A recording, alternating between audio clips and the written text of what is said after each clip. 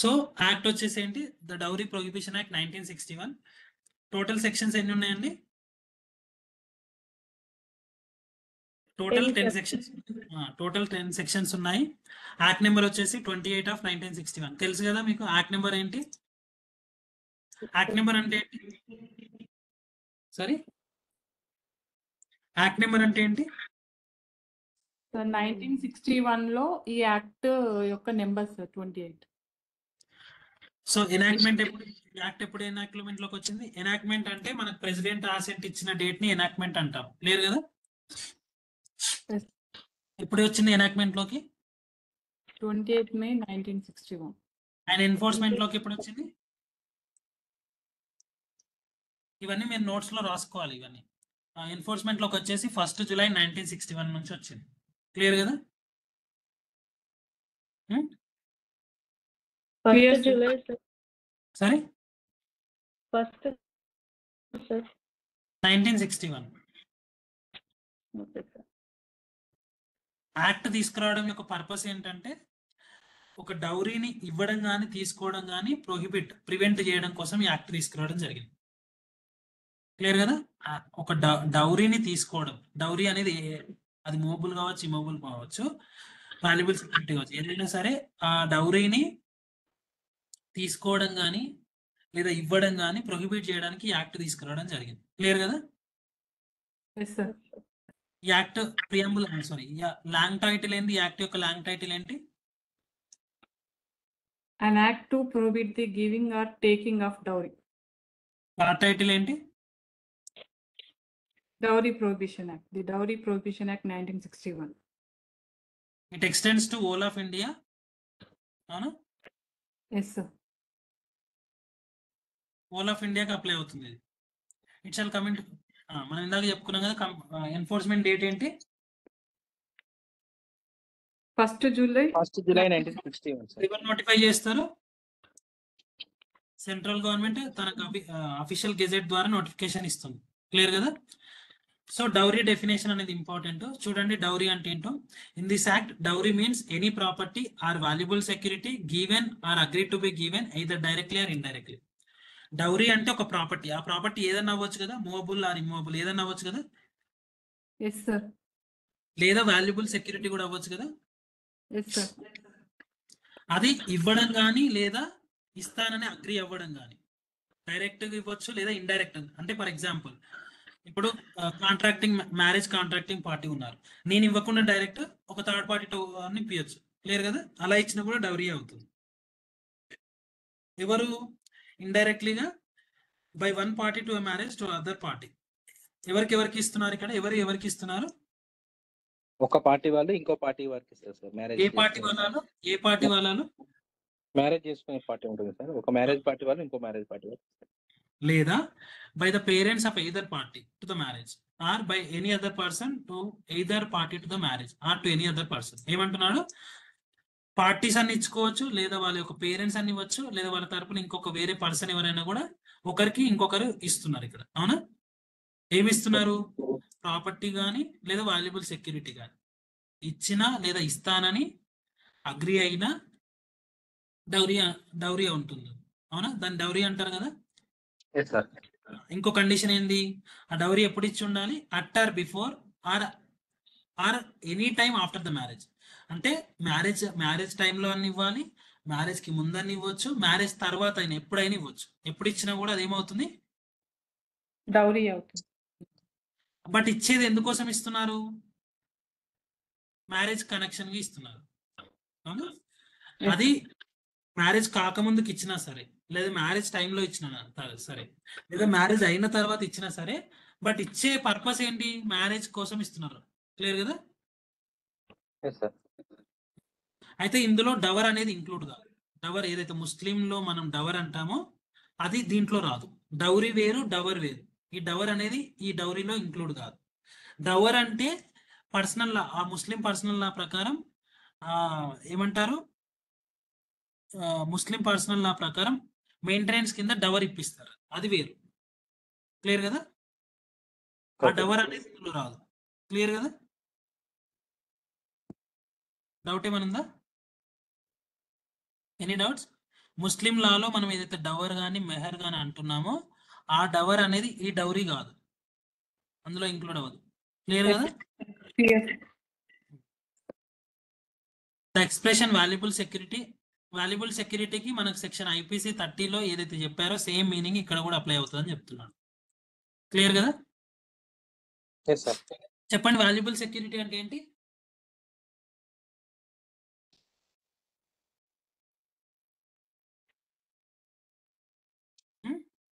What is valuable security? General గా మీకు ఏమర్థమైంది వాల్యుబుల్ సెక్యూరిటీ అంటే?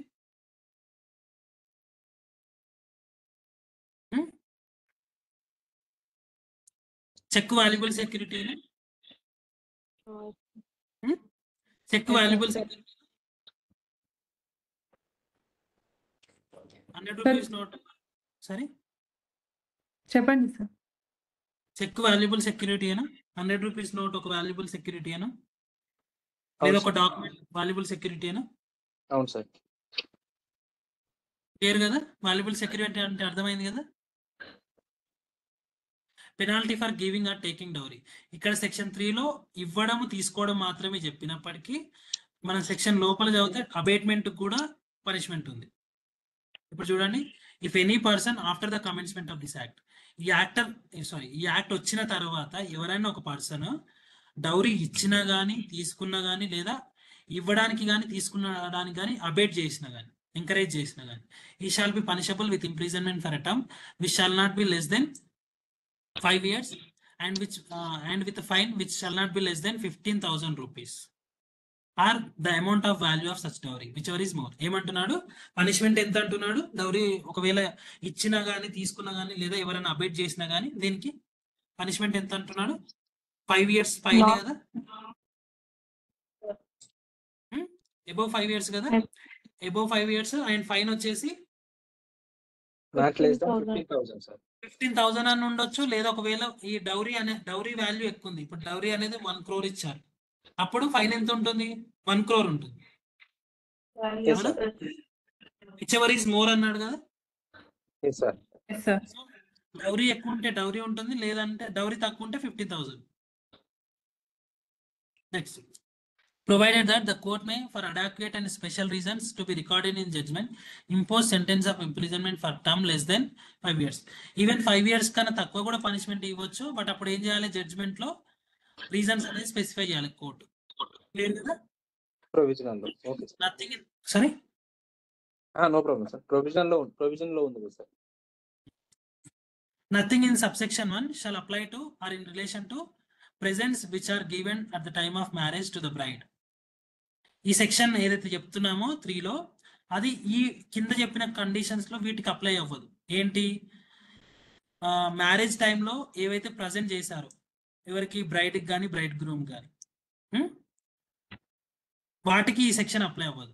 ఫర్ ఎగ్జాంపుల్, సాంప్రదాయ పరంగా ఒక గోల్డ్ అనేది ఇచ్చారు, గోల్డ్ రింగ్ అనేది ఇచ్చారు, వాటికి ఇది అప్లై అవ్వదు. క్లియర్ కదా? క్లియర్ కదా? ఫాలో అవుతున్నాం? Next, provided that such presents are entered in a list maintained in accordance with the rules. ఈ యాక్ట్ కింద రూల్స్ ప్రకారం లీస్ట్ అనేది ఇచ్చారు, అయితే ఆ లీస్ట్ లో మెన్షన్ చేయాలి ఈ ప్రెజెంట్స్ ఏంటి అనేది ఆ లీస్ట్ లో మెన్షన్ చేయాలి. క్లియర్ కదా? అప్పుడు ఇది డౌరీ తీసుకున్నట్టు అంటే ఈ సెక్షన్ 3 కింద అప్లై అవ్వదు వాటికి. క్లియర్ కదా? డౌట్ ఏమన్నా? ఏవైతే ప్రజెంట్స్ ఇస్తున్నామో మ్యారేజ్ టైంలో అవి లీస్ట్ లో ఏదైతే మనకు ఈ యాక్ట్ కింద రూల్స్ ఉన్నాయి ఆ లీస్ట్ ఉంటుంది అక్కడ, ఆ లీస్ట్ లో ప్రొవైడ్ చేస్తే ఆ లీస్ట్ మెయింటైన్ చేస్తే ఈ లీస్ట్ కి సెక్షన్ 3 అనేది అప్లై అవ్వదు. క్లియర్ కదా? ఫర్ ఎగ్జాంపుల్, మ్యారేజ్ టైంలో రింగ్ అనేది పెడతారు, వంకు రింగ్ అంటారు కదా, లేడీస్ కి వంకు పెట్టడము, బాయ్స్ కి రింగ్ పెడతారు కదా. సో ఇవి సాంప్రదాయ పరంగా, సో ఇవి అందులో లీస్ట్ లో మెన్షన్ చేసుకుంటే సెక్షన్ 3 అప్లై అవ్వదు. క్లియర్ కదా? Clear, sir. Provided that such presents are entered in a list, చెప్పాను కదా. Okay, presents which are given at the time of marriage to the bridegroom without any demand. And ఒకటి గుర్తుంచుకోండి, so ఇందాక మనం ring ఇవి సంప్రదాయ పరంగా అనుకున్నాం కదా, అవి డిమాండ్ చేసి ఉండదు. డిమాండ్ చేస్తే దీంట్లో రాదు, దీంట్లో వస్తుంది, అంటే పనిష్మెంట్ వస్తుంది వాటికి. సబ్సెక్షన్ 2లో అవి రావాలి అంటే అవి డిమాండ్ చేయకుండా మన సాంప్రదాయం పరంగా మనమే ఇస్తే అది లీస్ట్ లో ఫాలో అవుతుంది. అప్పుడు దాని మీద పనిష్మెంట్ రాదు. అది ఇచ్చినట్టుగా తీసుకున్నట్టు. ఒకవేళ వాళ్ళు డిమాండ్ తోటి అడిగినా డిమాండ్ తోటి తీసుకున్న అప్పుడు సబ్సెక్షన్ 2 కింద పడదు అది. అవునా? Yes sir. సేమ్ అదే విధంగా పైన బ్రైడ్ కి చెప్పాడు, కింద బ్రైడ్ గ్రూమ్ కి చెప్పాడు. డిమాండ్ లేకుండా ఇస్తే అది అది లీస్ట్ లో ఎంటర్ చేసి ఉంటే అదే కాదు. ఏది వీటికి అప్లై అవ్వదు సెక్షన్ 3 అంటున్నాడు. క్లియర్ కదా? డౌట్ ఏమనుందా? No sir. Provided further that where such presents are made by or on behalf of the bride or any other person related to the bride, such presents are of a customary nature. ఇందాక చెప్పాను అవి ఎలా ఉండాలి? Customary nature కదా. Yes sir. Yes sir. The value thereof not excessive, having regarding to the financial status of the person by whom or on whose behalf such presents are given. అది అయితే అది ఏవైతే ప్రజెంట్స్ అనుకుంటున్నామో ఆ presents వాళ్ళు ఇచ్చినా వాళ్ళ తరపున ఇంకెవరు ఇచ్చినా కూడా మనం చూసుకోవాల్సిన కండిషన్ ఏంటి? ఇది కస్టమ్స్ ప్రకారం ఇచ్చారా లేదా వీళ్ళు డిమాండ్ చేస్తే ఇచ్చారా? డిమాండ్ చేస్తే ఇస్తే ఇందులో రాదు, కస్టమ్స్ ప్రకారం ఇచ్చారో ఇందులో వస్తుంది. అండ్ అదే విధంగా వీళ్ళు ఏదైతే ఇచ్చారో దాని యొక్క వాల్యూ ఎలా ఉంది? వీళ్ళ స్తోమతకు తగ్గట్టే ఉందా లేదా వీళ్ళ స్తోమతను మించి ఇచ్చారా? స్తోమతకు తగ్గట్టే ఉంటే లిస్ట్ లో వస్తుంది, స్తోమతను మించి ఉంటే లిస్ట్ లో రాదు. క్లియర్ కదా? Yes sir. Penalty for demanding dowry. Section 3-4 అనేది very important. Penalty for demanding dowry ఈ 2 సెక్షన్లే చెప్తారు. మొత్తం పెనాల్టీ అంతా ఇక్కడనే చెప్తారు. అక్కడ ఏం చెప్పుకున్నాం? డౌరీ ఇచ్చినా తీసుకున్నా లేదా ఇచ్చే వాళ్ళని తీసుకునే వాళ్ళని అబేట్ చేసినా వస్తుంది. అవునా? ఇక్కడ ఒక క్వశ్చన్ అడుగుతాను, చెప్పండి. డౌరీ ఇస్తున్నప్పుడు అక్కడ పెద్దవాళ్ళు ఉంటారు. అవునా? Yes sir. ఎంగేజ్మెంట్ టైంలో డౌరీ ఇచ్చేటప్పుడు అక్కడ ఆ ఊర్లో పెద్దలు కానీ లేదా ఆ కుటుంబం పెద్దలు కానీ ఆ రిలీజియస్ పెద్దలు కానీ కూర్చుంటారు. సో వాళ్ళందరినీ పనిష్మెంట్ చేయొచ్చా 3 కింద? వీళ్ళు డిమాండ్ చేసినప్పుడు వీళ్ళు వాళ్ళకి సహకరిస్తే చేయొచ్చు సార్. సరే, డిమాండ్ నేను ఏమంటున్నాను, ఈ ఈ మ్యారేజ్ టైంలో వాళ్ళు డిమాండే చేశారు. డిమాండ్ చేసినప్పుడు వీళ్ళందరూ అక్కడ కూర్చున్నారు. ఇక్కడ డౌరీ ఇస్తున్నప్పుడు తీసుకుంటున్నారు. ఒక్క నిమిషం డిమాండ్ ఏంది? డిమాండ్ ఎందుకు వచ్చింది ఇక్కడ? డిమాండ్ అని చెప్పండి, 3లో డిమాండ్ అని చెప్పండి. అదే సార్. లేదు సార్, వితౌట్ డిమాండ్ ఇక్కడ 3లో. అంటే 3లో డిమాండ్ ఉండాల్సిన పని లేదు, 4లో అదే. డిమాండ్ అనేది అవసరం. డిమాండ్ లేకపోయినా నువ్వు ఇచ్చినప్పటికీ తీసుకున్నప్పటికీ అదేమవుతుంది? డౌరీ అవుతుంది. అవునా? సో ఇక్కడ డౌరీ ఇస్తున్నప్పుడు అక్కడ రిలీజియస్ పెద్దలు కానీ ఊర్లో పెద్దలు కానీ అక్కడ కూర్చున్నారు లేదా డబ్బులు లెక్క పెడుతున్నారు. ఏది అమౌంట్ ఏదైతే ఇస్తున్నారో అది లెక్క పెడుతున్నారు. సో వాళ్ళని పని చేయొచ్చా సెక్షన్ 3 కింద? ఎందుకు? Any person not only taken person are giving person కాదు, ఎనీ పర్సన్. వాళ్ళు అబైట్ చేస్తున్నారు కదా సార్, ప్రోత్సహిస్తున్నారు కదా. అబేట్మెంట్ కింద పనిష్మెంట్ వస్తుంది. క్లియర్ కదా? Next penalty for demanding. ఇక్కడ డిమాండ్ చేస్తే 4లో punishment. If any person demands directly or indirectly from the parents or other relatives or guardians of a bride or bridegroom as a case may be any dowry, he shall be punishable with imprisonment for a term which shall not be less than 6 months but which may extend to 2 years and with a fine which may extend to 10,000 rupees. ఒకవేళ demand చేస్తే, డౌరీని demand చేస్తే ఎవరి నుంచి? Direct గానీ indirect గానీ demand చేస్తే వాళ్ళ parents నుంచి కానీ రిలేటివ్స్ నుంచి కానీ గార్డియన్స్ నుంచి కానీ డిమాండ్ చేస్తే పనిష్మెంట్ ఎంత? 6 months to 2 years. ఫైన్ వచ్చేసి 10,000 లేదా ఒకవేళ ఇలా ఒక నిమిషం డిమాండ్ కాబట్టి ఇక్కడ అంతే 10,000 వరకు. అవునా? provided that the court may for adequate and special reasons to be mentioned in the judgment impose sentence of imprisonment. ఇక్కడ మనం మినిమం పనిష్మెంట్ 6 months అనుకున్నాం కదా. ఈవెన్ ఒకవేళ కోర్టు కావాలనుకుంటే 6 months కన్నా తక్కువ కూడా ఇవ్వచ్చు. బట్ అప్పుడు రీజన్స్ అనేది రికార్డ్ చేయాలి జడ్జ్మెంట్ లో. క్లియర్ కదా? 3 and 4 అర్థమైంది కదా? 3లో అబేట్ డౌరీ ఇచ్చినా తీసుకున్నా లేదా అబేట్ చేసినా పనిష్మెంట్ వస్తుంది. 4లో డిమాండ్ చేస్తే పనిష్మెంట్ వస్తుంది. క్లియర్ కదా? Clear sir. నెక్స్ట్ 4A చూడండి, ban on advertisement. If any person అంటే అడ్వర్టైజ్మెంట్ చేయొచ్చా? డౌరీ ఇస్తాము అంటే ఒక న్యూస్ పేపర్ లో మా మా అబ్బాయిని మ్యారేజ్ చేసుకోండి, మీకు ఇంత కట్నం ఇస్తాం, ఇది అట్లా అడ్వర్టైజ్ చేయొచ్చా? తేరా చూడండి, if any person offers through any advertisement in any newspaper, periodical or journal or through any other media any share in his property of any money or both as a share in a business or other interest as consideration for the marriage of his son or daughter or any other relative, prints or publishes or circulates any advertisement referred to in clause A. దాన్ని advertise చేసి దాన్ని circulate చేసిన, print చేసిన punishment వస్తుంది. అర్థమవుతుంది కదా? అంటే నా కొడుకుని పెళ్లి చేసుకుంటే మీకు ఇంత వరకట్నం ఇస్తాం, ఇంత బంగారం ఇస్తాం, ఇలా అడ్వర్టైజ్ చేయడానికి లేదు. 4A కింద అది బ్యాన్ చేయబడుతుంది. ఒకవేళ అలా చేసి దాన్ని పబ్లిష్ చేసిన, సర్క్యులేట్ చేసిన, అడ్వర్టైజ్మెంట్ చేసిన పనిష్మెంట్ వస్తుంది. ఎంత punishment? Not less than 6 months but which may extend to 5 years or with fine which may extend to 15,000 rupees. Clear కదా? ఇక్కడ ఏమంటున్నాడు? ఒకవేళ అడ్వర్టైజ్ చేస్తే ఎంత punishment? 6 months to 5 years or fine కూడా ఇవ్వచ్చు, 15,000 ఫైన్. మనం ఆ రెండిట్లలో అండ్ ఫైన్ చూసాం, ఇక్కడ ఆర్ ఫైన్ ఉంది. క్లియర్ కదా? ఇక్కడ 6 months కన్నా తక్కువ కూడా పనిష్మెంట్ ఇవ్వచ్చు, బట్ రీజన్స్ అనేది రికార్డ్ చేయాలి జడ్జ్మెంట్ లో. క్లియర్ కదా? మళ్ళీ అదే ఇచ్చారు. చూడండి next 5 agreement for giving and taking dowry to be wide. Agreement general గా చెప్పండి, మనకు కాంట్రాక్ట్ చదివితే అన్లాఫుల్ అగ్రిమెంట్స్ ఏవైతే ఉన్నాయో అవి వైడా, వైడబులా, ఏంటి? వైడే సార్, వైడే కదా?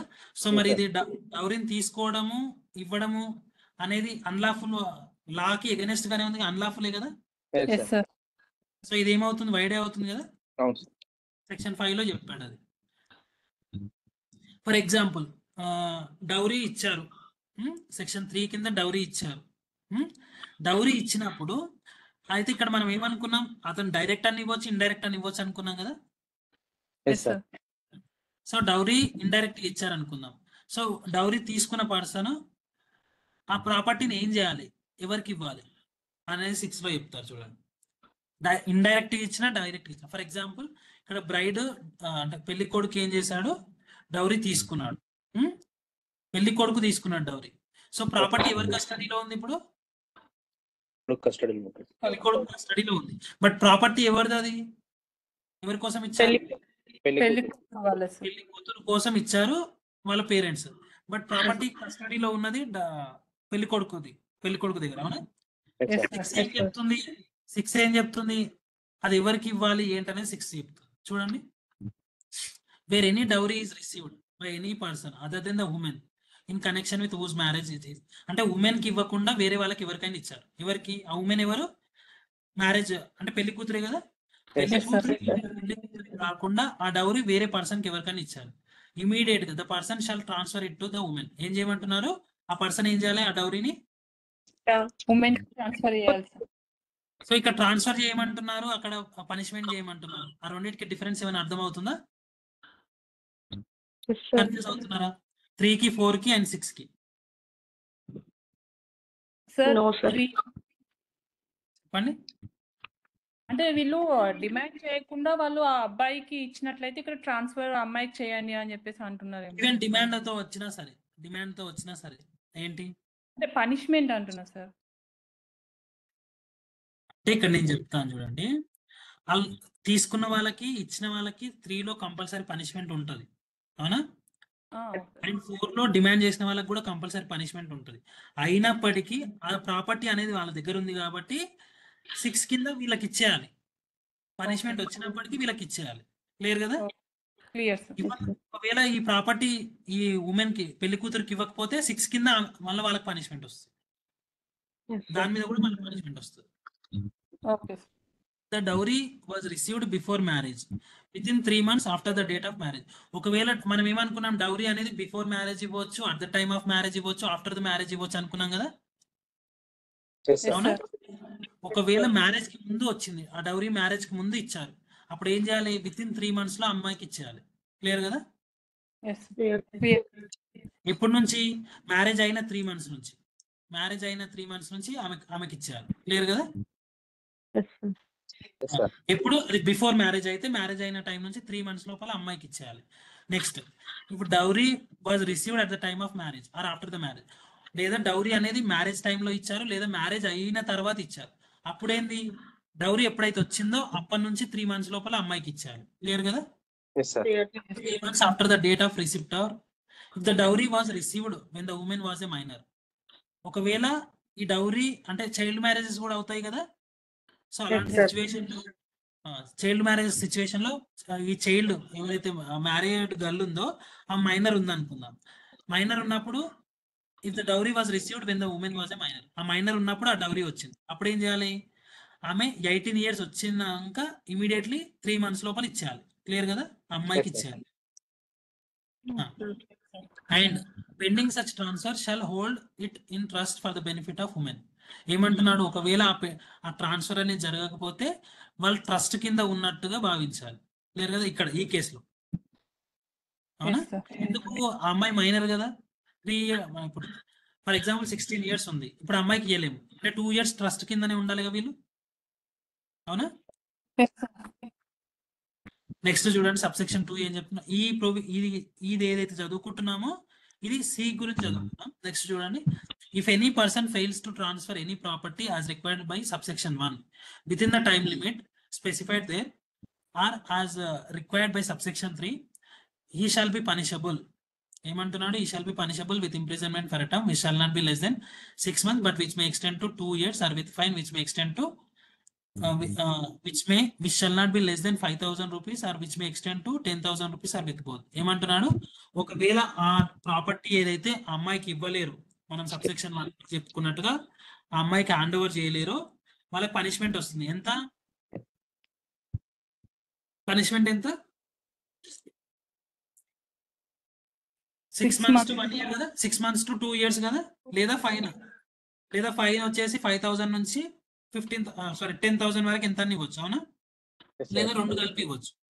Yes, sir. అక్కడ 3లో పనిష్మెంట్ వస్తుంది, ఇక్కడ ఇది మళ్ళీ అమ్మాయికి ట్రాన్స్ఫర్ చేయకపోతే ఇక్కడ కూడా వస్తుంది. క్లియర్ కదా? Yes, sir. Clear. where the woman entitled to any property under subsection 1 dies before receiving it.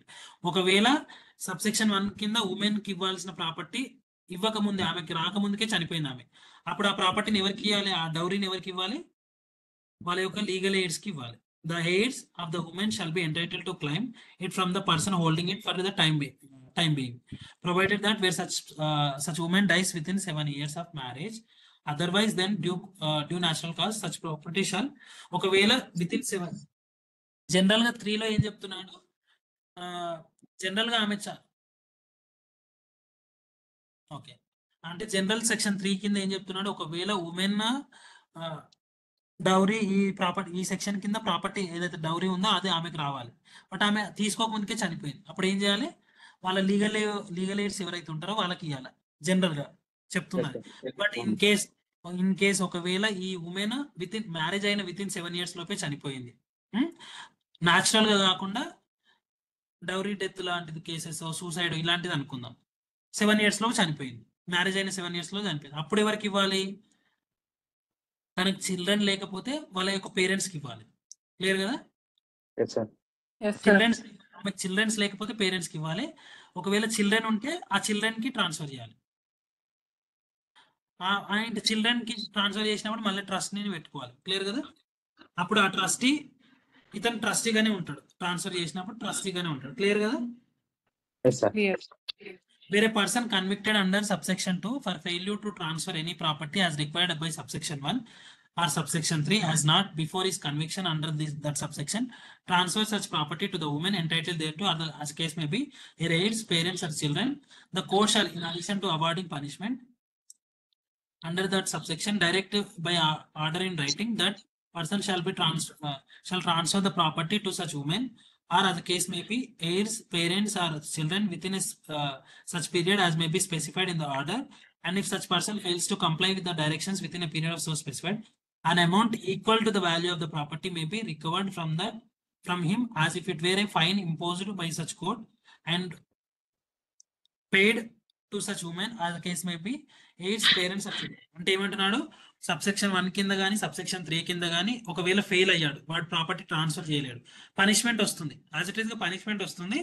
Punishment తో పాటు కోర్టు అడిషనల్ గా అది అది ఏదైతే ప్రాపర్టీ ఉందో ఆ ప్రాపర్టీని ట్రాన్స్ఫర్ చేయమని డైరెక్షన్స్ కూడా ఇవ్వచ్చు.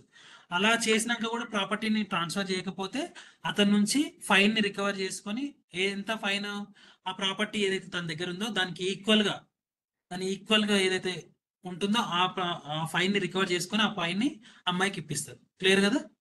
అమ్మాయి చనిపోతే వాళ్ళ లీగల్ ఎయిడ్స్ కి ఇప్పిస్తారు. క్లియర్ కదా? Yes sir. Yes sir. Nothing contain in this section shall affect the provisions of section 3, 4. నేనేమన్నాను, ఈ సెక్షన్ లో ట్రాన్స్ఫర్ చేయమన్నారు కదా, ప్రాపర్టీ డౌరీ ట్రాన్స్ఫర్ చేయమన్నాడు. మరి ఒకవేళ ట్రాన్స్ఫర్ చేయమంటున్నా అంటే ఇది లీగల్ చేస్తున్నాడు, మళ్ళీ 3, 4 కి ఎఫెక్ట్ అవుతుందంటే లేదు. ఇది డిఫరెంట్, ఇది డిఫరెంట్, దానికి దీనికి ఎఫెక్ట్ అవ్వదు. క్లియర్ కదా? అక్కడ sir. తీసుకున్నందుకు, ఇచ్చినందుకు, అబేట్ చేసినందుకు ఫైన్, డిమాండ్ చేసినందుకు ఫైన్. ఇచ్చిన తర్వాత ప్రాపర్టీ ఎవరి దగ్గర అవుతుందో ఆ ప్రాపర్టీ ఉన్న పర్సన్ ఏం చేయాలి, ఇమీడియట్ గా ఆ ప్రాపర్టీ అది ఉమెన్ది కాబట్టి ఉమెన్ కి ఇచ్చేయమని చెప్తున్నాడు 6. క్లియర్ కదా? 6 అనేది ఇంపార్టెంట్ సెక్షన్ మీకు. 3, 4, 6 అనేది ఇంపార్టెంట్ సెక్షన్. నెక్స్ట్ 7 కూడా ఇంపార్టెంటే. చూడండి, cognizance of offences. Notwithstanding anything contain in the code of criminal procedure.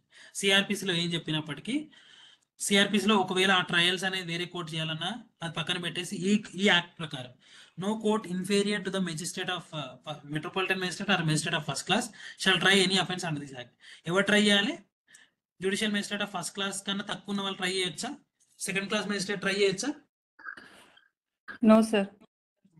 Judicial magistrate of first class కన్నా ఇన్ఫీరియర్ కోర్ట్స్ ఎవరు కూడా ఈ కేసెస్ ని ట్రై చేయడానికి వీల్లేదు. Next, no court shall take cognizance of offence under this act except. A court కూడా cognizance ఒక కేసుని ఈ యాక్ట్ కింద ఉన్న అఫెన్సెస్ ని కాగ్నిజెన్స్ తీసుకోవడానికి వీల్లేదు. ఎప్పటివరకు its own knowledge or a police report of the facts which constitute such offence. తన ఓన్ నాలెడ్జ్ అంటే సోమోటో కానీ పోలీస్ రిపోర్ట్ ద్వారా కానీ తీసుకోవచ్చు, లేదా కంప్లైంట్ అనేది అగ్రీవ్డ్ పర్సన్ ద్వారా కానీ, వాళ్ళ యొక్క పేరెంట్స్ ద్వారా కానీ, వాళ్ళ యొక్క రిలేటివ్స్ ద్వారా కానీ, లేదా రికగ్నైజ్డ్ వెల్ఫేర్ ఇన్స్టిట్యూషన్ ద్వారా కానీ, ఆర్గనైజేషన్ ద్వారా కానీ వస్తే తప్ప వేరే విధంగా వస్తే ఏ కోర్టు కూడా కాగ్నిజెన్స్ తీసుకోవడానికి వీల్లేదు. క్లియర్ కదా? Yes sir. It shall be lawful for metropolitan magistrate. It shall be lawful to a judicial magistrate of first class to pass any sentence authorized by this act on any person convicted of offence under this act. ఏమంటున్నాడు, magistrate ఈ section కింద అంటే ఈ act కింద punishment ఎంతైతే ఇచ్చారో అంత exercise చేయొచ్చు. ఫర్ ఎగ్జాంపుల్ మనం 27 ఆఫ్ సిఆర్పి తీసుకుంటే అక్కడ ఏం చెప్పారు, పవర్స్ ఆఫ్ కోర్టు చెప్పారు. పవర్స్ ఆఫ్ కోర్టులో జ్యుడిషియల్ మేజిస్ట్రేట్ 3 years కదా, అవునా? Yes sir. సరే, బట్ ఇక్కడ ఏమైంది, 5 years వరకు కూడా ఉన్నాయి కదా. So magistrate of first class 5 years కూడా ఇవ్వచ్చుగా ఈ యాక్ట్ కింద. Yes sir. క్లియర్ కదా? రికగ్నైజ్డ్ వెల్ఫేర్ ఇన్స్టిట్యూషన్ అంటే వాడిని ఆ ఇన్స్టిట్యూషన్స్ కానీ ఆర్గనైజేషన్ కానీ సెంట్రల్ గవర్నమెంట్ ద్వారా, స్టేట్ గవర్నమెంట్ ద్వారా రికగ్నైజ్ అయ్యి ఉండాలి. క్లియర్ కదా? Nothing in this chapter, nothing in chapter 36 of CRPC shall apply to any offences punishable under this act. CRPC లో 36 చాప్టర్ ఏదైతుందో అది ఈ యాక్ట్ లో ఉన్న అఫెన్సెస్ కి అప్లై అవ్వదు. క్లియర్ కదా? అది చూడండి, 36 CRPC లో బుక్స్ ఉన్నాయా మీ దగ్గర?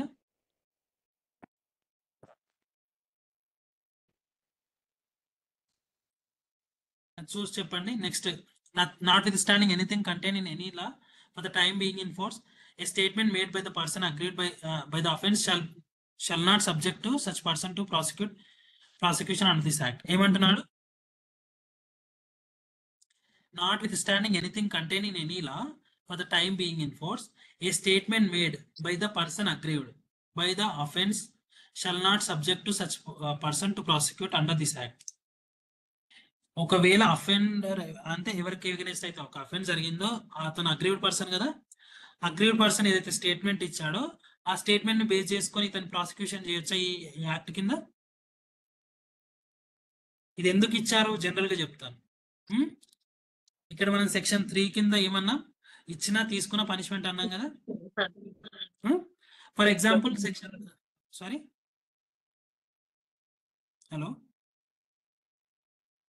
హలో సార్ చెప్పండి సార్.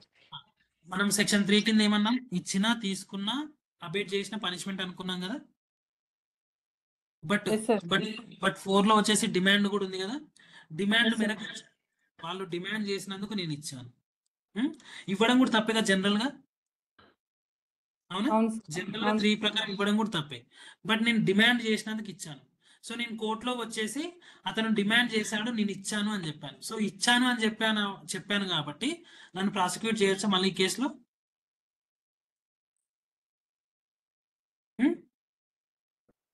నో సార్, వాళ్ళ డిమాండ్ మేరకు కదా ఇచ్చింది. అందుకోసం ఈ ప్రొవిజన్ పెట్టారు. ఏమంటున్నాడు? Nothing anything contain any law for the timing. వేరే చట్టాలు ఏం చెప్పినప్పటికీ ఒకవేళ ఒక అగ్రీడ్ పర్సన్ వచ్చి ఒక స్టేట్మెంట్ ఇస్తే ఒక పర్సన్ కి సంబంధించి ఆ పర్సన్ ని, ఈ అగ్రీడ్ పర్సన్ ని ప్రాసిక్యూషన్ చేయడానికి లేదు ఈ యాక్ట్ కింద. మళ్ళీ క్లియర్ కదా? డౌట్ ఏమైనా ఉందా? లేదు any sir. Doubt? Offenses to be cognizable for certain purposes and to be bailable and non-computable. ఏమంటున్నాడు? అఫెన్సెస్ అనేవి cognizable, bailable and non compoundable. చూడండి, the code of criminal procedure shall apply to the offences under this act if they were cognizable offence. Cognizable offences అయితే CrPC ఎట్లా అయితే apply అవుతుందో same ఇదే act కింద కూడా ఇవన్నీ కాగ్నిజబుల్ కాబట్టి వీటన్నిటికి కూడా సిఆర్పిసి అప్లై అవుతుంది. క్లియర్ కదా? దేనికోసం? ఇన్వెస్టిగేషన్ కోసం. Next matter refer to in section 42. Section 42 లో చెప్పినందుకు. సెక్షన్ 42 ఏంటి? అరెస్ట్ కి సంబంధించి కదా, అవునా? అరెస్ట్ కి సంబంధించి. And arrest of person without warrant. Arrest కానీ వితౌట్ వారెంట్ తో అరెస్ట్ చేయడం కానీ వీటన్నిటికి కూడా ఇన్వెస్టిగేషన్ కూడా సేమ్ సిఆర్పిసి లో ఉన్న ప్రొవిజన్స్ అప్లై అవుతాయి. ఈ కేసులో ఈ యాక్ట్ కింద అరెస్ట్ చేయాలనుకున్నా, ఇన్వెస్టిగేషన్ చేయాలనుకున్నా, వితౌట్ వారెంట్ తో అరెస్ట్ చేయాలనుకున్నా కూడా సేమ్ అక్కడ సిఆర్పిసి లో ఉన్న ప్రొవిజన్స్ అప్లై అవుతాయి. క్లియర్ కదా? Clear sir. Every offence under this act shall be non bailable and non compoundable. అంటే మొత్తం మీద ఏం చెప్తున్నాడు? సెక్షన్ 8 కింద ఇది cognizable offence, non bailable offence. ఇక్కడ బెయిలబుల్ అన్నాడు కదా, బట్ ఇక్కడ సబ్సెక్షన్ 2 లో ఏమంటున్నాడు? Non bailable offence and non compoundable offence. Clear కదా? సెక్షన్ 8 కింద ఈ యాక్ట్ ఏదైతుందో ఈ యాక్ట్ లో ఉన్న ప్రతి అఫెన్స్ కూడా cognizable offence, non bailable offence and non compoundable offence. Clear కదా? ఇది ప్రిలిమ్స్ పాయింట్ ఆఫ్ వ్యూ లో ఇంపార్టెంట్ మీకు. Next, burden of proof in certain cases where any person is prosecuted for taking or abating the taking of a dowry under section 3 or the demanding of dowry under section 4, the burden of proving that he had not committed offense under this section shall be on him. Accused పైన ఉంటుంది. Burden of proof ఎవరి పైన ఉంటుంది? ఎవరైతే నేను చేయలేదు అంటున్నారో అతని పైన ఉంటుంది అంటున్నారు. క్లియర్ కదా? Yes Yes, sir. sir. Dowry prohibition officer. మనం ఇక్కడ డౌరీ ప్రొహిబిషన్ ఆఫీసర్ అపాయింట్ చేసుకుంటాం. చూడండి, the state government may appoint as many as dowry prohibition officers as it thinks fit and specify the areas in respect of which they shall exercise their jurisdiction and powers under this act. ఏమంటున్నాడు? State government ఎంతమంది కావాలనుకుంటే అంతమందిని dowry prohibition officers appoint చేసుకొని వాళ్ళ యొక్క jurisdiction describe చేస్తుంది. Clear కదా? Yes, sir. Every dowry prohibition officer shall exercise and perform the following powers and functions. Dowry prohibition officer కింద చెప్పిన పవర్స్ అండ్ ఫంక్షన్స్ ని అతనికి ఉంటాయి. ఏంటి? To see that the provisions of this act are complied. ఈ act లో ఉన్న provisions అన్ని కంప్లై అయ్యేలా చూసుకోవాలి. చూసుకునే బాధ్యత ఎవరిది? Dowry provision officer. Next, to prevent as far as possible the taking or abetting of or demanding of dowry offences under this act. ఏమంటున్నాడు? సారీ, Prevention చేసుకోండి. ప్రివెన్షన్ అంటే ఈ యాక్ట్ కింద డౌరీ ఇవ్వడం కానీ, తీసుకోవడం కానీ, అబేట్ చేయడం కానీ, డిమాండ్ చేయడం కానీ జరగకుండా చూసుకోవాలి. క్లియర్ కదా? ఎవరు చూసుకోవాలి? Dowry provision officer చూసుకోండి. అండ్ అదే విధంగా ప్రాసిక్యూషన్ కి సంబంధించి ఎవిడెన్స్ కూడా కలెక్ట్ చేసే బాధ్యత ఎవరి పైన ఉంది?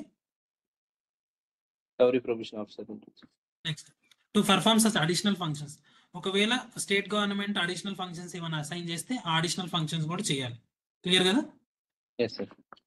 The state government may, by notification in the official gazette, confer such powers of police officer as may be specified in the notification on the dowry prohibition officer, who shall exercise such powers subject to such limitations and conditions as may be specified by rules made thereunder. ఏమంటున్నాడు?